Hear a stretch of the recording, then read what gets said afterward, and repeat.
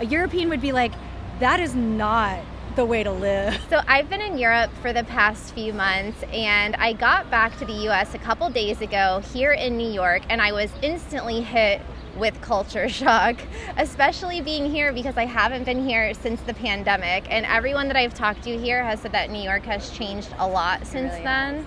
Yeah, so I have my friend Mei Ling here, and she lives in New York, but she's traveled as much as me. We've both been to 60 countries, and so I really wanted to get her perspective on the culture shocks, or reverse culture shocks rather, that I've been feeling since I got back. So welcome, Mei Ling. Hey guys, how you doing? How long have you lived in New York? Oh my gosh, I think it's almost 18 years now. It's crazy. So I have to say, as soon as I landed in New York at JFK, I get off the plane and I'm already getting pushed. Like, people are in such a hurry. I think that was the first thing that I noticed, is that people are in such a rush, and I'm like, oh yeah, right, America. Hustle culture, everyone's in a hurry. But it really stuck out to me this time because just before I got here, when I was boarding in Manchester, there was a guy behind me, a kind of an older gentleman, and he was having trouble walking. And I noticed that a young couple in front of me immediately stopped to help him. Yeah. They were showing him where the elevator was, because you have to go downstairs to get to the plane. They have like a different type of jet bridge. Yeah. And people stopped to help, and then other people in line were like, oh, well, if you can get down the stairs, we'll carry your bags down the stairs. And no one was in a hurry, and it was just so nice, and it was such a good example of the way that people treat each other, especially in Northern England. And then as soon as I get here, this guy's like pushing me out of the way to get to the global entry line, which isn't even a line. And then it was like instant karma, because as soon as he got to global entry, he got routed to the regular immigration line. And so I went straight through after he pushed me aside. Oh, no. And then he's cursing under his breath because he had to go stand in another line to get through. So I guess it's just like, wow, boom, like everyone's in a hurry. Do you experience that when you come back from abroad? And then do you get used to it when you're here on a day-to-day basis? Okay, so it's a little bit of a different thing because New York is special. We are very much in a rush, and you can almost see it from the plane. So I'll give it to you. We're a little bit more aggressive than the rest of America by a lot. And the world. Yeah. But we're also the nicest if something really does happen. I will say that. Yeah. New Yorkers do stick together. Yeah. So I will say that it makes sense to me, but because you pass 5 years, you become acculturated to New York. So it turns out that as soon as I land, I usually become a New Yorker almost immediately. And I know I've become a New Yorker because if you're not classically a New Yorker, when you land, it might be a bit jarring. That's fair. Well, that's totally fair. Well, that's the cool thing about New York, though, because the next thing I noticed is that aside that there's American flags everywhere, and it's like such great national pride here and such national spirit, it's such a diverse city, and I really get that sense. It's almost like when I land, Alicia Keys starts singing in my ears. She's actually not that far, where she grew up from here. Yeah, it's only like maybe 5 or 6 blocks from here, maybe 10 blocks from here. So it's almost like when you land and you see, I guess the Mets were playing on the day that I landed, so everybody was going to the game, and you just instantly feel like #America, but then you also feel like the rest of the world is here as well. Yes. And it gives you that sense of you can do anything. Like, you can be anything and you can do anything in New York, and everyone is so different, but yet everybody accepts each other. Would you agree with that? And do you think that this is the epitome of the American dream? I think for a lot of people, New York is definitely an aspirational city, and it's a very interesting one in that regard because it can be the most empowering and upsetting city at the same time. I obviously love it. I'm here, but I see people really either, flounder or flourish. It's always really binary. Nobody just coasts in New York, for better or for worse. We are very international, and we're very much so accepting of everything. Kind of goes. Like, there's not a lot, it's not a judgmental city. If you walk around doing some crazy stuff, most New Yorkers will not even blink. They'll just be like, all right, fine, that's you doing you. As long as it doesn't impinge on me, we're good. Yeah, but it almost gets to the point to where maybe people are people are just so in their own bubbles and so on a mission for whatever the day is bringing, and they don't care what anyone else is doing, that there's some things that I've seen that I think like other people should be concerned here and no one seems to care. But on that note, I've also noticed, there's a lot of homeless people here, and it's something that it's everywhere in the world, but you just see it so much more here, I guess, because we're in the center of Manhattan. Is that something that you've seen increase in recent years, or has it kind of always been the same? I would say that it's about the same, maybe slightly more, I would say. During the height of COVID, it was quite bad because what actually keeps some of that down is businesses being open. And New York's really taken a hit, which it's recovered dramatically from. But during COVID, you had a lot of storefronts closing. And so as a result, there was no one to really care whether or not folks were sleeping in the streets or what have you. And so then it really got bad. But as we've improved on the real estate front, people have started to go into some of these shops more. But I would say this, if you are visiting and you happen to be eating a lot of takeout, definitely, if there's a lot of food left, definitely package it and give it to one of the homeless people, because a lot of them legitimately, that's kind of how they survive. Okay. I mean, whatever you might feel about homeless, a lot of them really are in a really tough situation. So I should have done that for dinner last night. It's just something to consider if you can remember, because that's a real thing. And in fact, sometimes there are some restaurants where folks that work on behalf of the homeless people, if they know it's a restaurant that people tend to have a lot of takeaway from, they will sit there and wait to see if you can offer some food to the locals. Now I'm feeling very privileged about the food, but I do think that that's one of the other shocks that I experienced here, which I've talked about in other videos for the past few years about the food in different countries, because we all eat multiple times per day if we're lucky, right? Yeah. So food is a big part of culture. It's how people and countries express themselves and their national identity, but it's also a big part of your daily life and just, what you're going to eat that day, who are you going to share the meal with. And so I think about it a lot.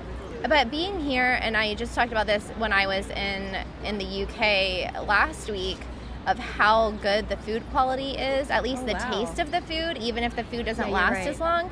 But then instantly coming back here, I'm like, okay, I'm going to give it another chance, because I'm in New York.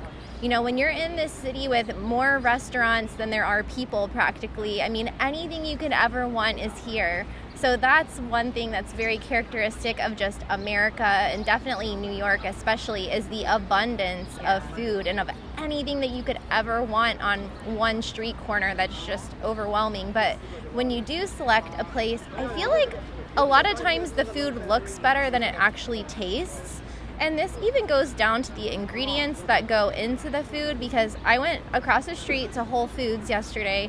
I got organic cherries that I paid $8 a pound for. Oh my gosh. I got organic strawberries, and they tasted like nothing. They had no flavor. I'm like, why am I spending so much money for organic produce that has no taste? One of the cherries I ate was flavorful. The rest just tasted like nothing. I would say that with New York, it's really restaurant by restaurant. I have to go with you.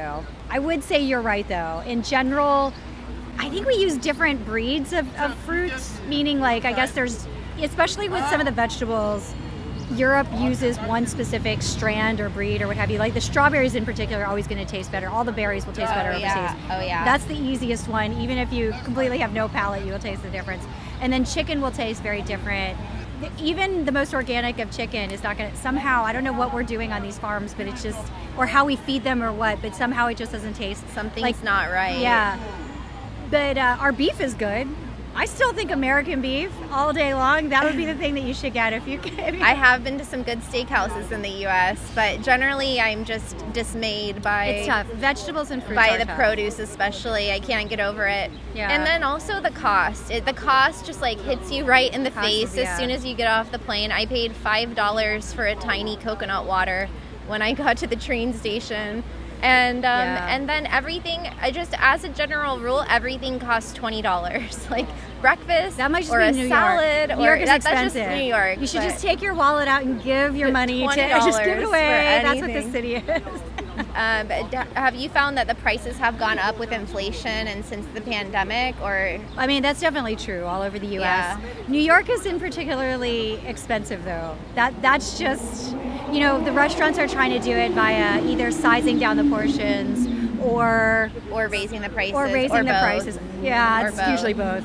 Yeah. There's a few, oddly enough, with New York insiders, there's always cheap eats that are unbelievably delicious, and they manage to somehow make it work. I have no Ramen and idea. pizza. Ramen and pizza. There's still 99-cent pizza in Manhattan, and it's delicious. I'm not gonna lie. Maybe a hot dog, because you get a hot dog for 99 cents. You got to be really careful. I don't even eat those. You know what they have? They have Korean dogs now, and the Korean and Japanese have done amazing things to the hot dog, and that'll run you around $5 and is really, really delicious. I feel like I'm ruined for food trucks because my hotel happened to be right where they store a lot of those food carts and food trucks, and when I saw the carts like rumbling in at the end of the day in a very haggard state, I was thinking, I don't know if I want to eat any of the food that's been in there. And they were bringing them in still like full of food, and I don't know if they're bringing that food back out the next day. I don't know what those regulations are there. Yeah. There's more than one type of food truck, so one of the tricks of Manhattan is definitely knowing the difference between the food trucks that are absolutely having to pass certain food grades and then the carts that you might have seen. Yes. Difference. Big difference. Another thing I'm still adjusting to here, which it's taken me a couple days, is just the general noise levels, which you're only going to have in New York or in any big city, really. Yeah. But here, I forgot, because I haven't lived here, but I spent a lot of time here. Yeah. I've lived in other big cities like Vancouver and places, and I remember now, you always hear car horns and you always hear sirens going on. Or in the case of my hotel, you hear dump trucks outside at 3 in the morning. What is that about? You know what? New York is just not designed with the modern life in mind. I would say no matter where you are in New York, it is going to be louder than other cities. I can only remember one time that I happened to be in Spain, and it just so happened that was louder because I was like in the downtown area of Sevilla, like right on top of where everybody's partying, but at the same time, and they don't have the double paned windows there or the insulation. But otherwise, I do think, spot for spot, it's going to be louder in New York somehow. Yeah. Another thing that I noticed about the people, although the people are there's nice people everywhere, I've gotten so used to the talkative people in the UK and the small talk that I've experienced in Northern England especially, that when I got back here, I'm now caught off guard that no one's talked to me since I got here. But it's not like people are mean and they don't want to talk to you. It's just that everybody's busy.